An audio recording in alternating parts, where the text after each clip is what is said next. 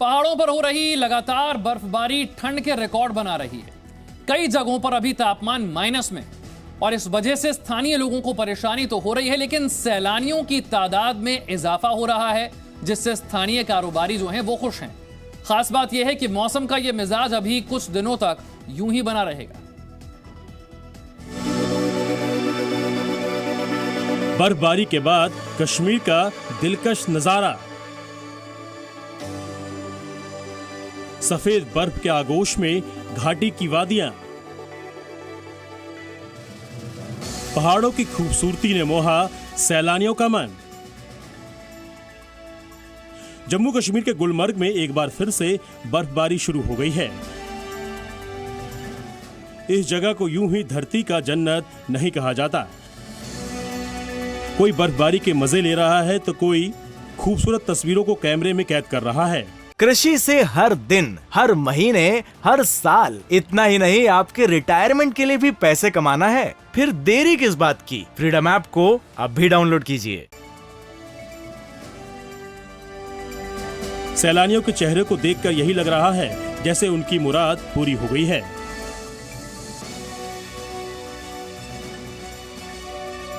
वैसे मौसम विभाग ने इस हिमपात की जानकारी पहले ही दे दी थी। तस्वीरों में सैलानियों की भीड़ जमकर मस्ती करती नजर आई। बर्फबारी के बाद गुलमर्ग में स्कीइंग करने वालों की भी भीड़ लग गई। बताया जा रहा है कि इस साल कश्मीर में सैलानियों की तादाद सारे रिकॉर्ड तोड़ सकती है। इससे बहुत ज्यादा खुशी है, इससे हमें फायदा भी है। बिल्कुल, इससे हमें टूरिज्म का फायदा होता है और हमारा भी इससे रोजगार चलता रहता है। कि अल्लाह की मेहरबानी हम पे है जो बर्फबारी हो रही है। मौसम विभाग ने जम्मू कश्मीर के कुछ जिलों में हिमपात का अलर्ट जारी किया है। श्रीनगर सहित पूरी कश्मीर घाटी में आज सुबह जब लोग जगे तो बाहर बर्फ की सफ़ेद चादर हर तरफ बिछी हुई थी। इस वक्त हम श्रीनगर में है और हल्की बर्फबारी अभी भी हो रही है। मध्य रात्रि से ही जो है हल्की बर्फबारी श्रीनगर में देखने को मिल रही है और यही आलम मैं आपको बता दूं पूरे कश्मीर घाटी में है। पिछले 3 दिनों से लगातार कश्मीर घाटी के पर्वतीय इलाकों में बर्फबारी का सिलसिला जारी है और दक्षिणी कश्मीर और उत्तर कश्मीर में भीषण बर्फबारी देखने को मिली है। वहीं श्रीनगर में रोज सुबह जो है बर्फबारी देखने को मिल रही है। अनंतनाग में ताजा बर्फबारी के बाद सब कुछ सफेद दिखाई दिया। श्रीनगर में सड़कों पर बर्फ की मोटी परत बिछी हुई थी और मकानों की छतें बर्फ से सफेद हो चुकी थी। कड़ाके की ठंड ने लोगों को जैसे घरों में कैद कर दिया। 22 जनवरी तक घाटी में बादल छाए रहेंगे,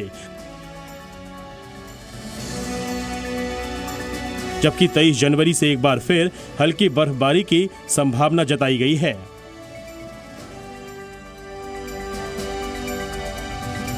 दुनिया भर में मशहूर टूरिस्ट स्पॉट औली बर्फबारी देखने के दीवानों के लिए किसी स्वर्ग की कल्पना से कम नहीं है।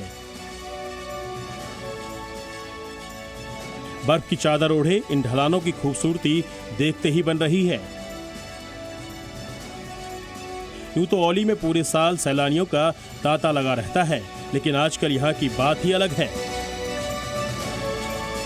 ताजा बर्फबारी के बाद केदारनाथ धाम पूरी तरह बर्फ से ढक गया। केदार घाटी में सब कुछ सफेद दिखाई दे रहा है। मंदिर के पीछे आसमान को छूते पर्वत बर्फ से इस तरह ढक चुके हैं कि आसमान और पर्वतों में फर्क कर पाना मुश्किल हो रहा है।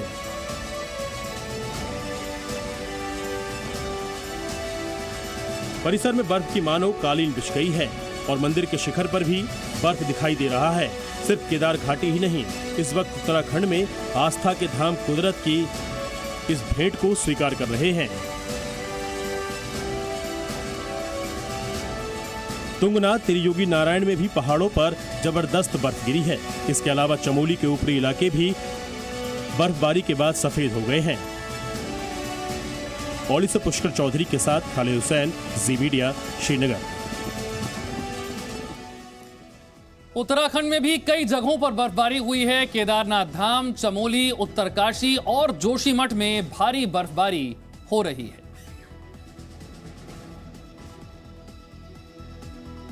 तो चाहे केदारनाथ हो, जोशीमठ हो, उत्तरकाशी हो या फिर चमोली, हर तरफ बर्फ की सफेद चादर बिछी हुई नजर आती है। घरों पर बर्फ जमी है, सड़कों पर हर तरफ बर्फ ही बर्फ नजर आ रही है।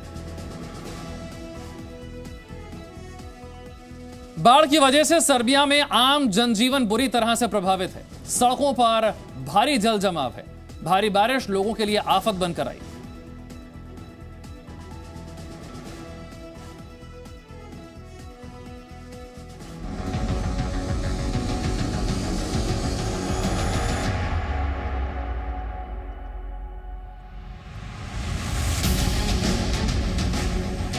सर्बिया में नदियां नाले उफान पर हैं।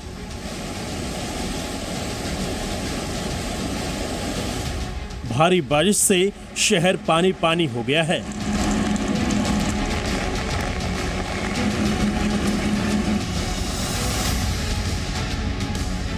नतीजतन बाढ़ का पानी अब रिहायशी इलाकों में भी घुसने लगा है। लोग घरों के बाहर मिट्टी के कट्टे लगाकर पानी को रोकने की कोशिश करते नजर आए।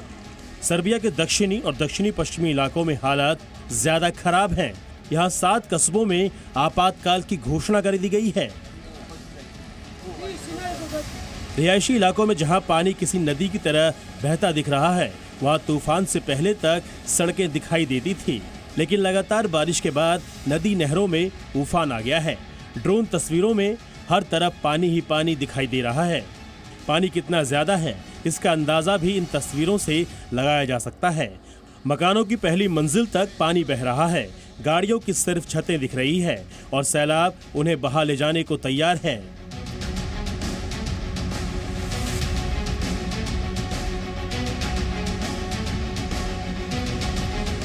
इन इलाकों में कई परिवारों को घर छोड़ने पड़े हैं। तो वहीं बाढ़ के पानी में बहने से 2 लोगों की मौत भी हो गई है, जिनमें से एक का शव बरामद कर लिया गया है। बाढ़ की वजह से यातायात भी बुरी तरह प्रभावित हुआ है। कुछ इलाकों में लैंडस्लाइड के बाद मोंटेनिग्रो तक रेल सेवा बाधित हो गई है। प्रशासन का कहना है कि फंसे हुए लोगों को अब बस के जरिए पहुंचाया जाएगा। सर्बिया में ठंड के मौसम में ऐसी मूसलाधार बारिश सामान्य नहीं है। दुनिया भर में मौसम के ऐसे अजीब मिजाज से विशेषज्ञ भी चिंता में हैं।